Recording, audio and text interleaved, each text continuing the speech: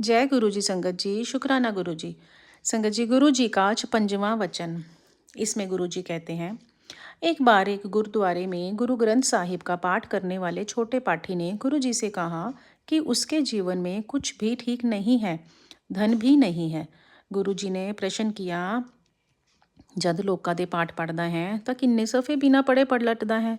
मतलब यानी जब लोगों के लिए पाठ पढ़ता है तो कितने पन्ने बिना पढ़े पलटता है। वह पाठी जब भी लोगों के लिए पाठ पढ़ता था ना, तो बीच में कई पन्ने बिना पढ़े ही पलट देता था। फिर गुरुजी ने अपनी संगत की ओर देखा और कहा, आपे पाठ करया करो, यानी कि पाठ अपने आप ही करना चाहिए, किसी दूसरे के ऊपर निर्भर नहीं रहना चाहिए। तो संगत जी, ये सही बात है। गुरुजी हमेशा ये समझाते थे कि किसी के द्वारा पाठ मत करवाओ। जैसे कि कई बार हम कह देते हैं ना पंडितों को मंदिरों में जाकर कि हमारे लिए ये महामृत्युंजय पाठ कर दो, तो ऐसा कुछ भी नहीं होता कि वो पाठ करे और हमें उसका फल मिले। संगत जी, ये कर्म भूमि है, यहाँ पर हमें अपने ही कर्मों का फल मिलता है, ना कि किसी दूसरे के किए हुए कर्मों का फल।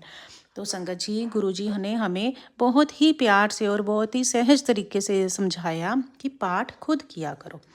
गुरु जी का 57वां वचन, लोग पुत्र तो मांग लेते हैं, पर अगर वो मानसिक रूप से विक्षिप्त पैदा हो गया तो। संगत जी, जब भी गुरु जी के पास संगत जाती थी ना, उनमें से कई संगत ऐसी होती थी जिनके घर बेटियां होती थी और वो पुत्र की लालसा लेकर गुरु जी के पास जाते थे।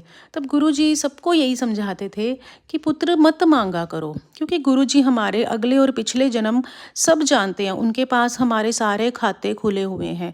तो गुरु जी कहते थे कि मैं तुम्हारे मांगने पर अगर दे भी दूं, पर वो अगर तुम्हारे कर्मों में नहीं है और वो मानसिक रूप से विकलांग पैदा हो गया, तब आप क्या करोगे ऐसे पुत्र का? तो सारी जिंदगी आप परेशानी में निकालोगे। तो गुरुजी समझाते थे कि मांगो नहीं, सिर्फ मन्नो। गुरुजी का 58वां वचन, अगर आपको गरीब या काम करने वाले को खाना देना है तो उत्सव शुरू होने से पहले उनके लिए भोजन निकालें, ना कि बाद में बचा हुआ जूठा होने थे।